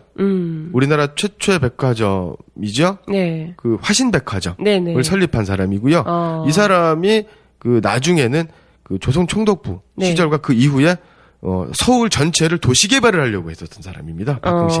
이 사람과 함께 그 총독부에다가 임전보국단에 20만 원씩. 아까 말씀드렸으니까 바로 뭡니까? 그 김구 선생님 그 60만 원이었으니까 300억이 넘는 금액이죠. 예. 그거의 3분의 1이니까 100억 이상의 돈을 임전보국단에 네네. 독립군 때려잡는 부대에다가 헌금을 하게 되는 거죠. 야. 이런 사람들입니다. 그러니까 100억씩, 200억씩, 수백억을 대단하네. 헌납할 정도라고 하면 얼마나 돈이 많았을까요? 이거는 뭐 이 사람 재산이 얼마다 네. 이거 이게 파악 자체가 안 되는 거죠. 그러네요. 100억씩 1억, 2억, 10억 이런 것도 아니고 재벌도 어마어마한 재벌이었을 것 같네요. 이게 예, 친일을 하면서 민영휘 지금 현재 휘문고등학교의 그 휘가 그 휘다. 예. 얘기를 하셨죠. 그래서 당시 그 1931년에 그 잡지인 삼천리의 네. 기사에 의하면요. 조선 최대 재벌 해부 한다. 이게 좀 언론이 그 당시 언론인 김을한 씨가 쓴 글에 보면은 현재 조선에 있어서 누가 제일 가쁘냐? 그러면 1등이 민영휘, 2등이 동아일보, 고려대학교, 인촌 김성수, 그다음에 세 번째가 최창학이다. 이게 꼽는다는 거죠. 네네. 그래서 이 민영휘 같은 경우는요, 재벌에 대한 네. 부정적 인식을 끼치게 한 최초의 인물이다. 라고 이제 볼 수가 있는 거죠. 그렇군요. 예. 정말 딱 전형적인 모습이잖아요. 이게 없는 사람들 거 뺏어서 자기가 많이 가지고 있으면서도 그걸 더 뺏어서 자기 곳간을 더 채우는 그런 악랄한 재벌의 모습. 거의 시초가 예. 아닐까 싶습니다. 그렇습니다. 그 민영휘 같은 경우에는요, 그 고종에게 금송아지를 바칩니다. 고종에게 금송아지를 바치고요. 이모군란 때 자신의 집이 불타기도 하고요. 네. 지금 민중의 소리 방송국 뒤에 민영휘 고택이 있죠. 아, 예, 그래요? 여기서 가깝습니다. 아니, 근데 그걸 왜, 무슨 박물관처럼 이렇게. 맞습니다. 아, 정말요? 예. 왜 대체? 찻집으로 이용되고 있죠. 아, 그래요? 예. 아니, 이걸 뭘 기려야 할 뭐가 있나요? 저 이해를 하기 어렵네요. 그러니까- 친일파의 대부인데. 그러니까 일제 강점기 내지는 구한 말에 고관 대작이었다라고 하면 일단 의심의 눈을 네. 봐야 될 거예요. 그럼요. 예. 진짜 어처구니가 없네요. 그 사실은 그 민영휘 대신 네. 또 민씨 그 외척의 그 가렴주로 인해서 네. 동학농민운동, 갑오농민전쟁의 그 직접적인 또 간접적인 계기가 되기도 하는 거죠. 그렇죠. 예. 진짜. 네. 근데 여전히 그 자손들이 민영휘의 재산을 놓고 여전히 잘 살고 있고 거기도 뭐 더 차지하려고 싸우기도 했다 그러고 여전히 어쨌건 잘 살고 있는 거잖아요. 그 예. 많은 땅들 하며 고택까지도 우아하게 찻집으로 운영을 하시며 예. 남긴 재산이 죽자 남긴 재산이 1,000여만 원입니다. 1,000여만 원. 1,000여만 원이니까 아까 6천억 정도 되는 거죠. 이건 조단위겠군요. 예. 그다음에 그 이전에 자식들에게 물려준 것도 있을 테니까 네네. 예, 수조 원에 이르는 재산을 가지고 있었다. 야, 진짜 라고 볼 이건 수가 있을 뭐 겁니다. 지금 현재 삼성현대 부럽지가 않겠네요. 예. 네. 민영이 참, 허탈해 얘기 들으니까. 그 조선의 두 번째 네네. 2등 부자였죠. 네. 김성수. 네. 예, 인촌 김성수고요. 우리가 잘 알고 있는 보성전문학교 인수해서 고려대학교를 네. 세웠고요. 동아일보. 그렇죠. 그다음에 지금은 없어졌는데요. 네네. 그 영등포에 경성방직이라는 우리나라의 가장 큰 방직 회사를 그게 이제 나중에 이제 경방그룹으로 넘어가게 되는 거죠. 바뀌게 되는 거죠. 네네. 이렇게 됩니다. 이 김성수의 동생이 또 김현수고요. 네네. 먼저 김성수 먼저 말씀드리면 예. 전라북도 고창님 출신입니다. 그래서 대대로 땅 부자예요. 예. 그렇군요. 예. 가진 재산이 원래도 많기도 했었고요. 예. 와세다 대학에서 이제 공부를 하고요. 예. 그리고 나서 처음에는 그 신령양성운동, 계몽운동을 하게 됩니다. 네. 계몽운동을 하게 되고요. 그러다가 돈을 벌어야겠다. 라고 이제 생각을 하는 거죠. 원래 돈 많으면서. 예. 네. 파리강화 회의라든가 이런 데도 좀 직접적으로 간접적으로 영향을 연관을 맺습니다. 그래서 초기에는 독립운동 준비를 하게 됩니다. 독립운동 준비를 하지만 나중에 일제 회유로 인해서 그 동아일보를 네. 만들고 네. 그다음에 또 친일 행적을 하게 되는 거죠. 네네. 친일임명사전에도 이분이 또 대표적으로 올라 있기도 하고, 우리가 얼마 전에 한창 화제였던 그 교과서였죠. 교학사 교과서에 김성수에 관한 이야기가 상당 부분 뭐 페이지를 할애해서 자세하게 이분이 마치 무슨 대단한 분인 양 예. 이렇게 할애해서 설명을 해놓고 있더라고 그러던데요. 그러니까 그 당시에 그 기업을 했다, 신문사를 했다, 그다음에 대학을 운영했다라고 하는 건 일제 총독부의 비호가 없이는 그렇죠. 비호가 없이는 절대로 가능할 수 없었던 일입니다. 네. 당시 기업이라든가 신문 같은 경우, 그다음 학교 같은 경우에는요 항무국의 관리를 받고 네. 또 신문지법이라든가 회사령, 회사법에 의해서 통제를 받았기 때문에 네. 식민지 허가가 없이는 절대로 가능하지 않았던 거고요. 뭐 경성방직이라든가 네. 고려대학교라든가 동아일보를 운영하면서 동시에 고창 고향에 있는 땅을 네. 계속적으로 사들이게 됩니다. 그래서 부를 계속 축제를 하게 되는 거고요. 네네. 이 사람은 그 국민정신 총동원 조선연맹의 이사, 비상시국생활개선위원회 위원, 그다음에 무슨 뭐 흥하보국단이 흥한다 아시아가 그 임전보국단하고 뭐 같은 겁니다. 네네. 그래서 흥하보국단 준비위원회 위원, 임전보국단 감사. 화려하네요. 예, 그다음 뭐 국방헌금 뭐 이런 거 네네. 많이 갖다 바치기도 하고 네. 이렇게 됩니다. 그리고 이 사람은 번 돈으로 그 일제의 그 식민 지배를 찬양하는 네. 태평양 전쟁을 미화하는 그래서 자신이 가르친 학생들, 자신이 세운 학교의 학생들을 전쟁터로 내보내는데 앞장선 사람이죠. 야, 하긴 뭐 임전보국단에서 뭐 또 간부를 하시고 그랬다면. 뭐 그 추계예술대학교, 즉 그러니까 그 충정로 지금 그 이대 주변에 있는 네. 추계예술대학교가 있는데요. 추계예술대학교의 그 학장이었었던 네. 황신덕 같은 사람은 제자 3명인가요? 정신대로 보냅니다. 야, 그래서 정말? 제자로부터 그 원망을 듣게 된 아우, 일도 원망이 뭡니까? 정말, 가만두고 싶지가 않을 것 같아요. 뭐 또, 예. 꿰어서 그런 일일 줄을 차마 모르고 끌려가셨을 거 아니에요. 자진해서 가셨을 거 아니에요. 예, 그렇습니다. 진짜. 그래서 얼핏 보면은 되게 합법적으로 돈을 벌고 민족산업 육성을 위해서 네. 민족산업 육성을 위해서 그 헌신했다라고 네. 알고 있지만 뭐 실제로 그런 일은 별로 없습니다. 네네. 그러니까 그 1910년대까지 뭐 잠깐 외국적인 활동을 했었다라는 거죠. 네네. 예. 그리고 뭐 그 동아일보를 강제 폐간시키니까 이에 대해서 저항하는 네. 저항하겠다는 일념으로 고향으로 내려갔다. 라고 하는데 뭐 그다음에 또 일제가 창씨기명을 강요했다. 그러나 거절했다. 네. 일제가 주는 자기도 거절했다. 네. 이런데 이거는 거짓말이죠, 다. 예. 네네. 창씨계명을 강요하지 않았습니다. 일제는 그 지배층 네. 명망가들에게는. 아, 뭐, 그러지 않아도 충분히 잘 친일하고 있기 때문에 굳이 강요할 필요가 없었다라고 예. 얘기를 하셨죠. 그 다음에 뭐 인천 김성수 같은 경우는 그랬고요. 우리나라 네. 최대 기업을 설립했고요. 그 동생 네. 바로 이제 김현수입니다. 동생 역시도 마찬가지. 예. 이 김현수 그러면 삼양그룹 아시죠? 삼양라면. 예. 네, 삼양그룹을 설립한 사람입니다. 야, 그렇군요. 예. 형제가, 그렇군요. 네, 이분 역시도 친일파. 예, 맞습니다.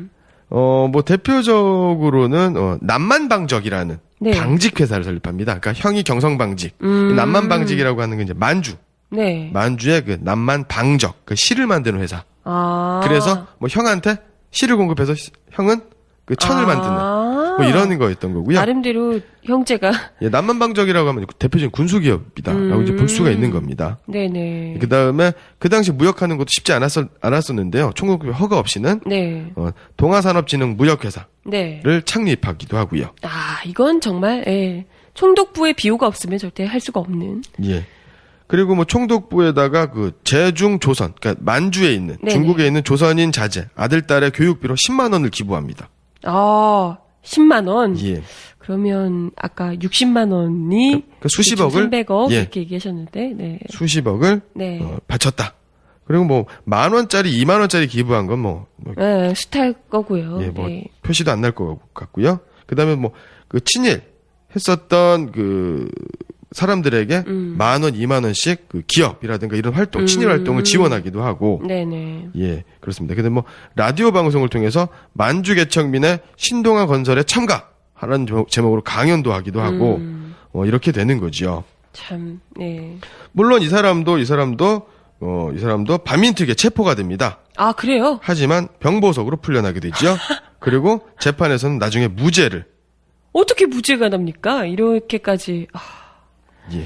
반민특위가 아니 근데 반민특위가 다른 것도 아니고 민족 반역자를 처단하는 일인데요. 병보석으로 아프니까 이 사람은 봐주자가 될 수 있나요? 설사 아프다고 하더라도. 지금도 뭐 재벌 회장님들은 예, 들어갔다 하면 휠체어 타고 나오시니까. 두 발로 걸어가셔서 휠체어 타고 들어가셔서 두 발로 나오시고 그러지 않습니까? 네, 그렇죠. 예. 그리고 이 사람이 바로 그 전국 경제인연합회, 전경련이죠. 전경련의 그 전신인 네. 한국경제협의회를 만들고 초대 회장에 취임하기도 합니다. 네. 예. 그러고 나서 그때 친일하면서 모은 재산으로 나중에 삼양그룹까지 그렇죠. 만들게 되는 거군요. 예. 맞습니다. 참, 네.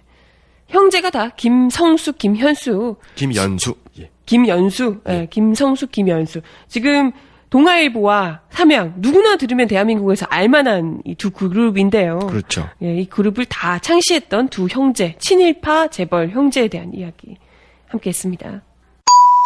2번 1932년 4월 29일 매헌 윤봉길 의사의 상해 홍커우 공원 거사 이후 일본 제국주의는 한인 애국단의 백범 김구를 체포하기 위해 60만 원이라는 막대한 금액의 현상금을 걸었다. 1910년 한일 병탄 당시 쌀 한 섬에 해당하는 금액인 3원을 기준으로 환산할 때 60만 원은 쌀 30만 섬에 해당하는 막대한 금액이고 쌀 한 섬은 도정한 쌀을 기준으로 할 때 약 144kg에 해당하는 무게며 오늘날 80kg 쌀 한 가마에 약 1.8배에 해당하는 것이다. 80kg 한 가마에 2014년 정부 수매가인 17만 6천 원으로 환산한다면 630억이 넘는 금액이다. 다음 중 백범 김구의 현상금과 가장 가까운 것을 고르시오. 1. 학살자 전두환의 예금액 29만 원.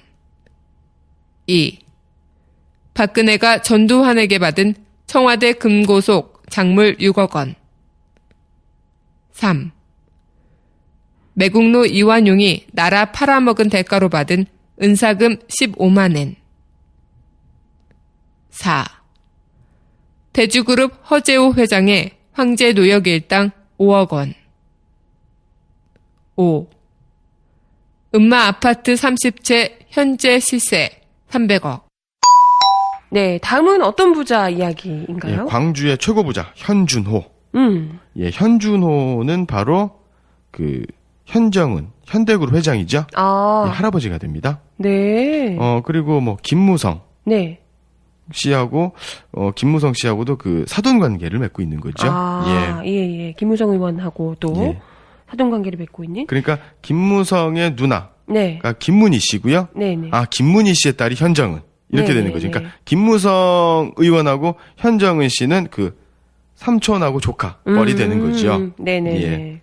이 현준호 씨는요. 네. 광주의 최고 부자였습니다. 원래부터 이제 부자이기도 했고요. 그 재산을 유지 관리하며 점점 더 이 친일을 하면서 예. 점점 더 불려왔다는 말씀이실 텐데요. 예. 이 사람은 그 중추원 참의 조선 임전보국된 이사를 지냈고요. 임전보국된 이사. 조선 총독부의 그 중추원 참의를 지낸 현기봉의 둘째 아들입니다. 예. 네. 조선시대 관료. 예. 일본의 메이지 대학을 네. 다녔고요. 그렇군요. 예. 그리고 뭐 그 대체로 그 남만방적 주식회사. 남만방적 주식회사가 바로 아까 김성수의 동생인 김연수의 네. 회사죠. 아, 예. 거기에서도 감사역을 지냈고요. 그러니까 이제 친일파들끼리 그 당시 기업가들끼리는 알게 모르게 끈끈한 관계를 맺고 있었다. 지금도 그렇잖아요. 혼맥 엄청나게 얽혀 그렇죠. 예. 그리고 그 미군정청 때에도 미군정 시대에도 계속 그 네. 미군정과 긴밀한 관계를 맺으면서 그 기업 활동을 꾸준하게 영위하는 거고요. 네네. 그리고 뭐 다 그러면서 그 조선일보, 동아일보하고도 그 네. 관계가 좀 다 있는 사람들이죠. 네. 예. 오죽했겠습니까. 그때 당시에는 그러면 뭐 기업을 하거나 이랬던 건 아니고요. 기업을 합니다. 네.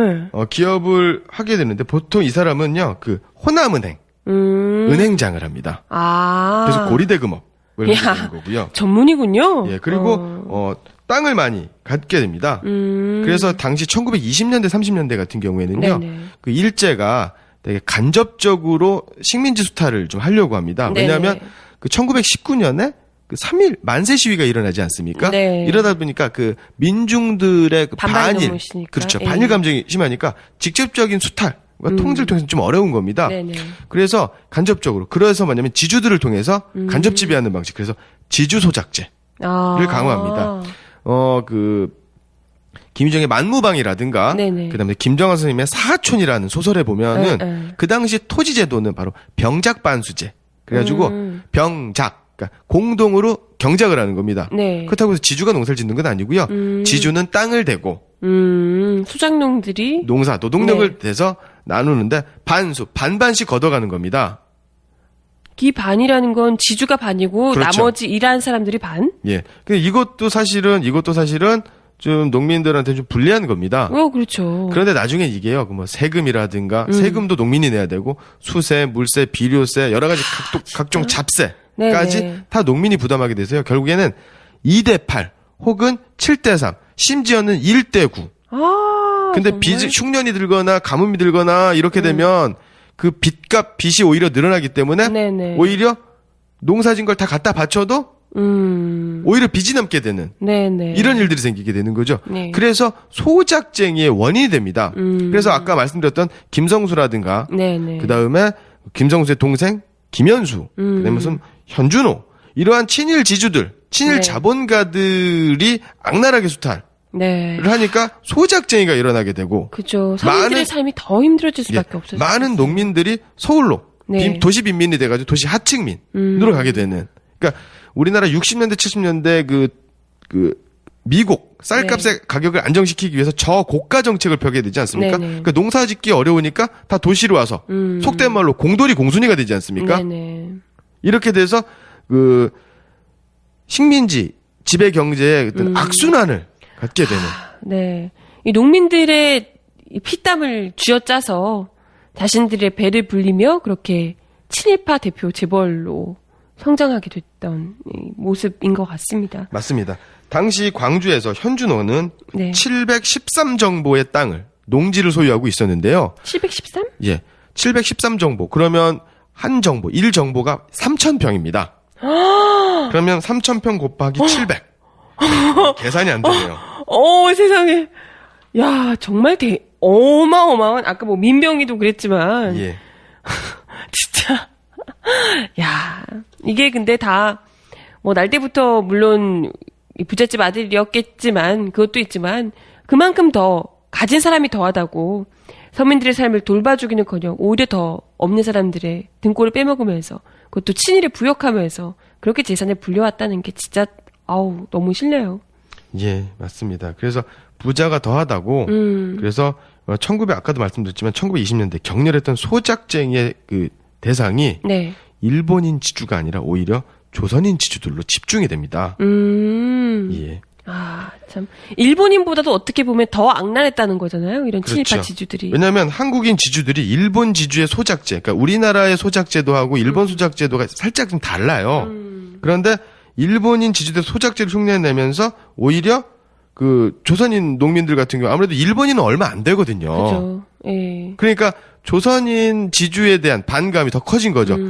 저놈들이 외놈을 따라한다. 그죠. 외놈보다 더 못됐다. 라게 되는 거죠. 그러니까 그 일본 총독부 식민지배 정책에 대한 네네. 반발이 일본인 총독부보다는 지주로 이제 돌리게 되는 일본의 그 교묘한 통치 전략과 네. 또 맞물리게 되는 이런 일들이 벌어지게 되는 거죠. 네. 그리고 나서 6.25가 되고 네. 또 혼란스러워지니까 또 대량으로 땅을 매입을 하게 되고 그러고 나서 이제 호남은행장까지 지내게 되는 거죠. 진짜. 이게 다 우리 국민들의 피땀이었을 텐데요. 그걸 예, 맞습니다. 그냥 한 번에 퍼가네요. 한 번에 퍼가. 전부 다. 몇천 평. 정말. 그랬던 분이 바로 현정은 현대그룹 회장의 할아버지더라라는 예, 거고요. 맞습니다. 네. 네. 또 이분들 말고도 누가 있을까요? 예, 우리 장택상. 장택상은 바로 초대 광복 이후 초대 수도경찰국장. 그러니까 서울경찰청장 정도가 되었죠. 나중에 내무부 장관, 국무총리, 4선 국회의원이 됐었던. 네. 그리고 이 장택상의 비서가 바로 김영삼입니다. 그래서 김영삼 전 대통령이 바로 그 장택상을 통해서 비서 활동을 통해서 이제 정계 입문하게 되는데요. 네네. 이 사람의 아버지. 장택상의 아버지. 예. 이 사람의 아버지가 바로 친일 지주, 친일 부호가 됩니다. 바로 이름이 장승원입니다. 그런데 이 장승원은 바로 장승원은 경상북도에 관찰사를 지낸 네네. 사람입니다. 예. 그런데 이 사람은 친일 부호였는데요. 그 네. 당시에 대한광복회라고 하는 비밀 결사 조직이 있습니다. 예. 이 비밀 결사 조직인데요. 그러니까 이게 항일 투쟁 그렇죠. 하시는 분들이죠. 예. 그래서 군자금을 모으고 했었던 네. 비밀 조직입니다. 여기에 그 총사령이 바로 박상진 선생님인데요. 이 박상진 선생님은요. 왕산 허위 선생님의 제자예요. 이 허위 선생님은요. 그 정미의병 때 13도 창의군, 그러니까 1905년, 1907년에 의병항쟁을 일으켜서 13도 창의군의 총사령관으로서 동대문 앞 20리까지 진격을 했었던 항일 의병장입니다. 네네, 대단하신 이분으로부터 배웠던 박상진 네. 선생님께서 친일 부호들에게 부자들에게 갑니다. 그래서 부자들에게 편지를 보냅니다.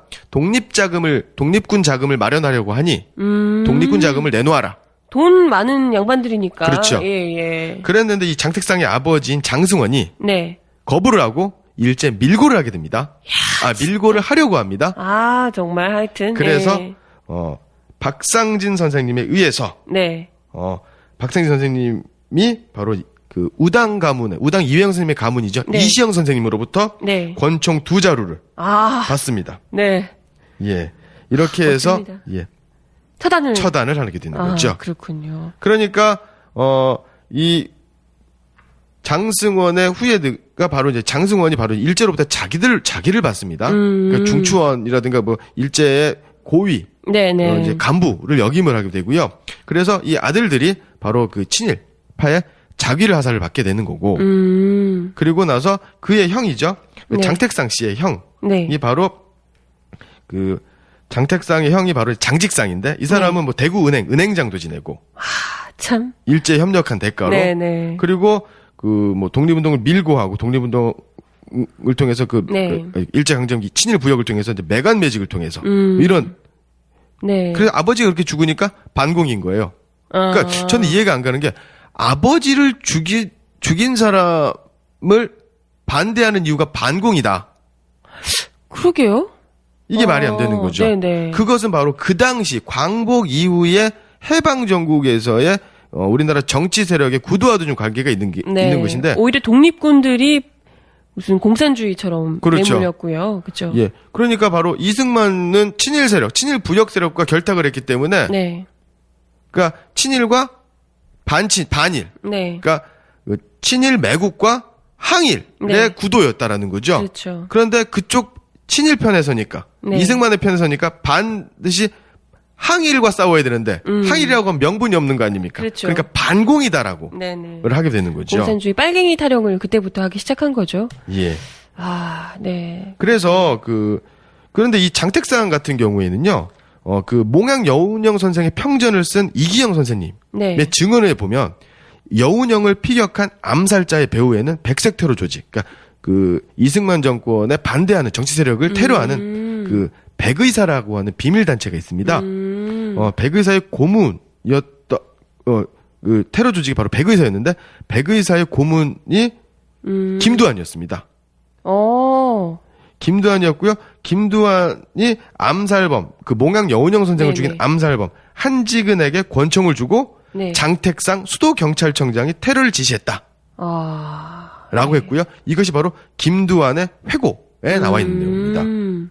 그러니까 일제강점기 때는 친일 부역 매국행위를 하고 네. 광복 이후에는 반공이라는 이름으로 친일 세력에 반대하는 민족주의 세력, 그쵸. 항일 세력을 빨갱이로 몰아서 처단하는 데 앞장섰던 집안이다. 이제 라고 볼 수가 있는 거죠.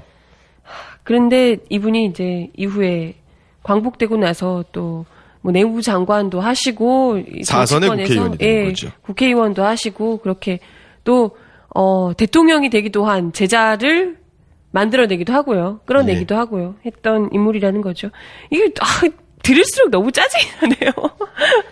네. 예, 그래서 우리나라 지금 보면 아까도 좀 잠깐 말씀드리다 말았는데 네. 우리나라의 주요 광복 이전에 일제 네. 강점기 때 세워졌었던 사립학교, 네. 그 다음에 유서 깊은 은행들. 네. 그 은행 같은 경우에는 한 번에 일제가 패망했다고 해서 폐쇄할 수가 없는 거거든요. 왜냐하면 거기에 저금을 하고 거기와 관계를 맺고 있는 사람들의 많은 수가 조선 민중이거든요. 그쵸, 그쵸. 그러니까 은행이라든가 이런 것은 승계를 하게 됩니다. 그래서 네. 이름을 바꾸고 그러니까 네. 그 은행 자본가들, 그다음에 지주들, 네. 그다음에 그 굵직굵직한 그 학교에 네. 사학은 상당수가 친일파 또는 친일파의 후손들에 의해서 네네. 지금도 학교에도 한 20여 곳 정도가 그 이상이 그 친일파 설립자의 네. 동상이 서 있는 아. 고려대학교 그렇지 않습니까? 네네. 예, 그다음 뭐 이화여대 김한란 동상 있지 그쵸. 않습니까? 그런 데이 굉장히 많다라는 네네. 걸 알 수 있는 겁니다. 물론 일제 강점기 이전에 세워진 민족주의 학교, 민족주의 사학도 많지만 네. 그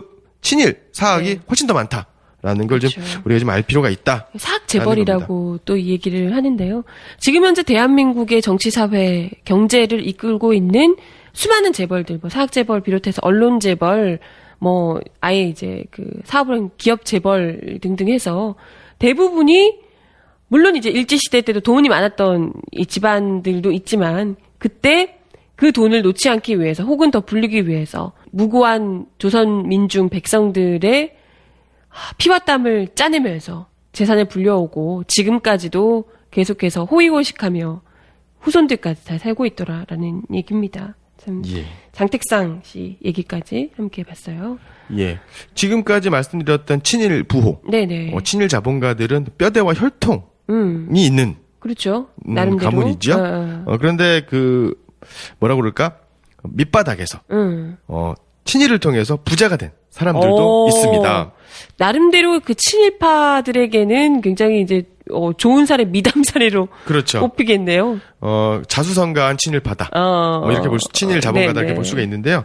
별명이 애국옹이라고 하는 늙은이죠. 애국하는 늙은이라는 문명기라는 사람이 있습니다. 어버이연합 같은데.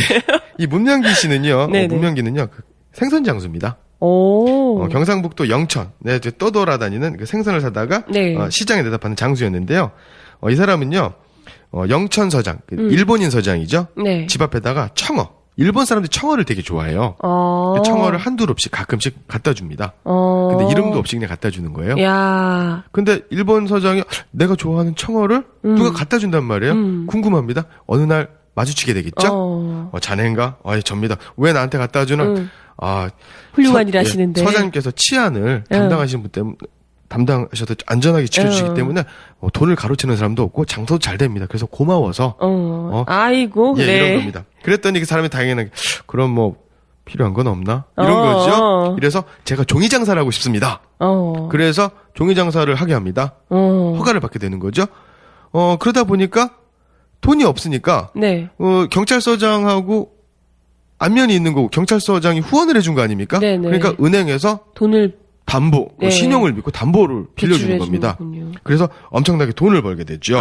그 장사를 시작해서. 예. 그래서 하. 자본금이 10배가 넘는 종이를 외상으로 사게 됩니다. 야. 그러고 나서 순금으로 된 명함을 만들어요. 그리고 총독부에 가서 갖다 줍니다. 그러니까 총독부에 있는 사람이 그 황금 명함, 순금 명함을 받은 거죠. 그러게요. 그러니까 총독한테 갖다 주겠죠? 돈 싫어하는 사람 없다고? 그죠. 뇌물을 아주 이제 화끈하게 준 거죠. 아니, 명함이니까 예. 그래서 총독부 조선 총독 그 6대 총독이었던 우카기하고 네. 면담을 하게 되는 거죠. 자네 왜 왔나 그랬더니 음. 총독께서 정치를 너무 잘하셔서 제 사업이 너무 날로 번창합니다. 그래서 그 은혜를 갖고 싶어서 미치겠다. 제가 천황폐하에게 비행기를 한 대 헌납하고 바치고 싶다 한 거죠. 그래서 약속을 하고 갑니다. 근데 팔기로 한 날까지 다가오는데 비행기를 바치겠다는 대답이 없는 거예요. 이제는 오히려 총독이 초조해지는 거죠. 그래서 부릅니다. 왜 약속한 거 내가 천황폐한테 보고했는데 왜 안 하냐? 나 어떻게 하라고 너 안 하냐 그랬더니 제가 갖고 있는 금광이 안 팔려서. 그러니까 총독이 금광을 대신 팔아주는 거죠. 와. 비싸게. 그래서 그중에 일부러 비행기를 야. 헌납을 하고. 장사 수완은 어마어마하네요. 예, 그렇습니다. 영업의 아주 왕이 아닌가 싶은데요. 예.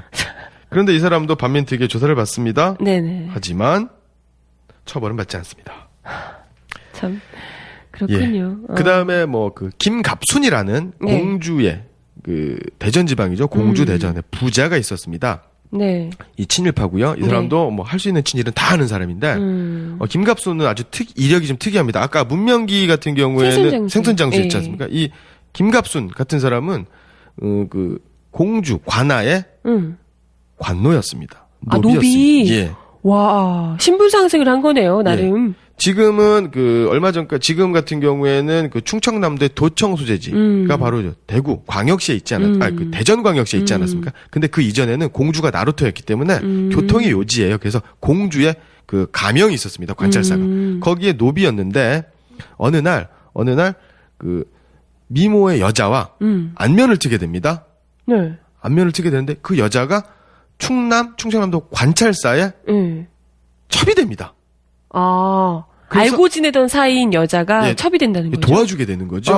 어떤 일을 도와주게 되는데 그 인연으로 의남매를 맺었는데 그 여자가 바로 충남 관찰사에 첩이 됩니다. 그러니까 이때 이 여자가 은혜를 갚겠다. 나를 도와줬으니까. 그러면서 신분이 해방이 되면서 말단 관직에 올라가게 됩니다. 야, 여기까지 또 괜찮은데요. 예. 그리고 이 사람이 아주 비굴한데 처세술의 달인다 이렇게 볼 수가 있는데 추운 겨울에 관찰사들이는 게 고위 관직자들이 화장실 가기가 어렵지 않습니까? 우리나라 재래식 화장실이니까. 그러니까 그쵸. 요강을 갖다 놓습니다. 그러니까 하루에 6, 7번 수차례에 걸쳐서 요강을 자기가 다 닦는 거예요. 그리고 겨울에는 요강에 앉으면 이게 쎄니까 차갑지 않습니까? 그 요강을 품고 있습니다.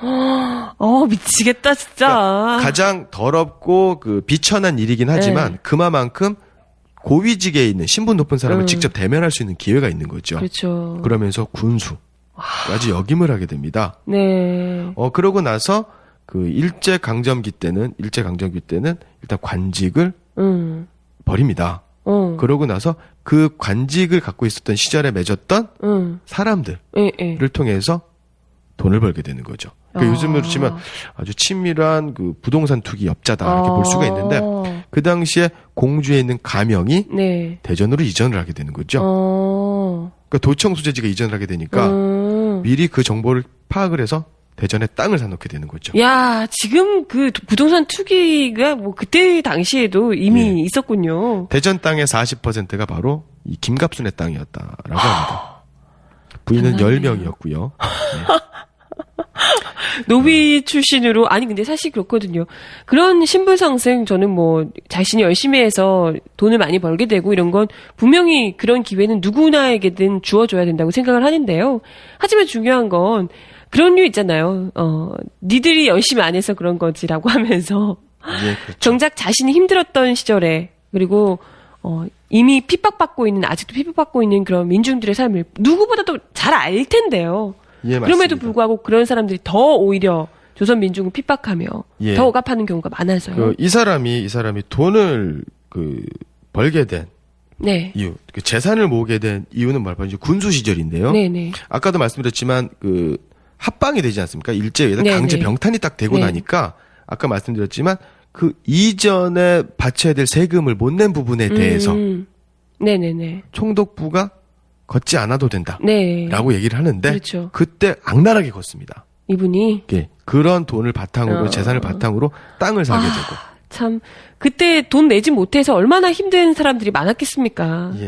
그리고 이 사람은 임전 보국단이라든가 별의별 친일 행정을 하게 되는데 특히 아주 나쁜 사람이라고 하는 게 바로 뭐냐면 충청도 지방의 아주 영험한 산이 바로 계룡산 아닙니까? 네네. 지금도 계룡산에 가면 무속신앙. 그쵸. 그래서 산신령을 모시고 있는 사람들 무속 종교인들이 굉장히 많잖아요.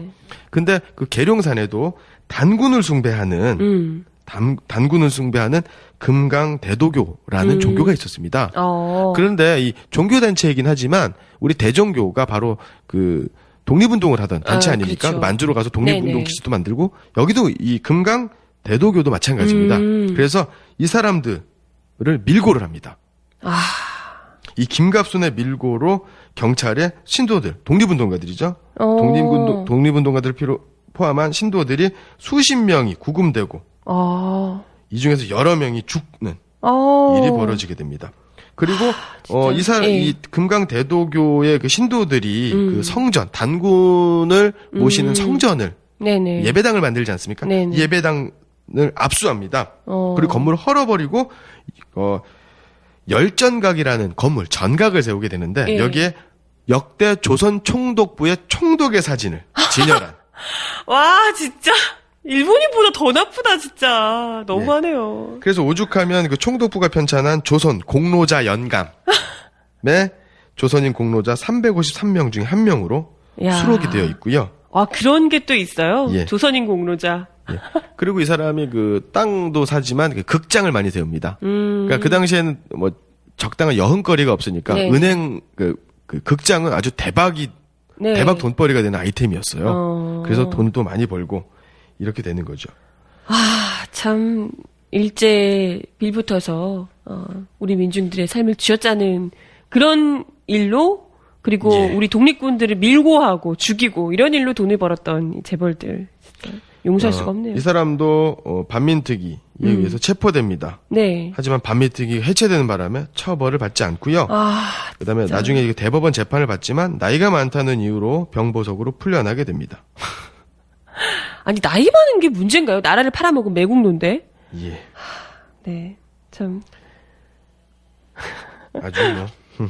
허탈하네요. 3번. 다음에 보기는 일제 강점기에 발행됐던 월간지 삼천리 1931년 2월호에 실린 기사의 일부다. 잘 듣고 땡땡땡에 들어갈 인물을 고르시오. 보기. 조선에 있어서 누가 제일 가쁘냐고 하면 제1 민영휘, 제2 땡땡땡, 제3 최창학의 세 손가락을 꼽을 것이다. 1. 월급을 10,000원만 받겠다고 한 정몽준 예비후보님. 2. 옷장에 새 옷이 가득한 박한봉 양. 3. 2009년 삼성특검 당시 차명재산 1조 4천억 원을 좋은 일에 쓰겠다고 말씀하신 삼성그룹 이건희 회장님. 4. 4대강을 파헤친 이명박 카카. 5. 고려대학교를 세운 김성수 친일파님. 오늘 재벌의 시작을 제목으로 민영이부터 시작해서 아까 말씀드린 김갑순, 현준호, 김현수, 김성수 이 형제, 그리고 롯데 신격호 회장, 장택상 이런 분들까지 이야기를 함께 나눠봤습니다. 근데 아까도 얘기하셨지만 지금 시간 관계상 이런 분들만 얘기 드렸지만 지금 현재 대한민국을 주름잡고 있는 대부분의 재벌들 그리고 여러 이제 권력층에 있는 분들 이런 분들이 다 촘촘하게 그물로 엮여져서 친일에 부역했던 사람들이 대부분이잖아요. 그때 당시에 맞습니다. 부역하면서 재력을 쌓았던 분들 이런 분들이거든요. 그래서 참 요즘도 우리가 재벌 연봉 아까도 얘기했지만 그런 걸로 상대적 박탈감 느끼고 분노를 하고 이러지만 단지 그게 이 사람들이 우리보다 돈이 많다 이런 문제가 아니라 이 사람들이 돈을 많이 갖고 있는 상태에서 우리가 알고 있지만 정말 양반 가문으로서 가지고 있는 재산을 모두 독립군 자금으로 내고 이랬던 분들도 분명히 계십니다. 예, 백산상의 안희지 선생님이라든가 그럼요. 네네. 우당 가문의 이시영, 네네. 이회영 네네. 형제들. 그럼요. 그 외에도 경주 최부자. 네. 굉장히 많습니다. 그렇죠. 예. 근데 그런 분들이 분명히 존재하는데도 오히려 독립군을 때려잡는 일에 돈을 더 임전보국단 이런 일에 돈을 쓰면서 일제를 등에 업고 이 재산을 벌었던 사람들이 아직까지도 이 현재 대한민국 국민들의 삶을 억압하는 이 재벌로 떵떵거리고 있다는 게 참 참을 수 없네요. 분노가 예. 치밀어 오르는 것 개인의 같습니다. 노력으로 많은 재산을 모으고 네. 아주 편안하게 사는 것을 뭐 누가 뭐라 할 그렇죠. 이해할 이유는 없습니다. 예, 정당한 하지만 방법으로. 그러한 치부 행위, 네. 재산을 모으는 행위가 민족에 네. 나라에 해가 되는 해를 끼치면서까지 그렇게 돈을 버는 사람들, 네, 반역이죠, 반역. 반역을 예, 하면서. 민족 반역자라고 네. 볼 수 있는 거지요. 예. 아, 참, 마음이 무겁네요. 이런 얘기를 하니까 화도 나고. 아, 네. 재벌의 시작편 32강 함께 하셨는데요. 오늘 뭐, 마무리하시면서. 예. 뭐 개처럼 벌어서 정승같이 쓴다라는 말도 있고요. 네. 돈을 어떻게 버느냐보다 쓰느냐가 더 중요하다라는 예. 말도 있지만 자본주의에 사는 네. 우리 2014년에 대한민국 우리 사람들, 우리 예. 시민들은 뭐 돈 중요하죠. 네. 하지만 돈을 어떻게 벌어야 될 것이고 그 그렇죠. 돈을 어떻게 쓸 것인가 네. 다시 한번 생각해보는 네. 시간을 가졌으면 좋겠다라는 말씀을 마지막으로 드리고 싶습니다. 네. 오늘도 강의 감사합니다. 다음 주에 뵐게요. 예, 고맙습니다. 네.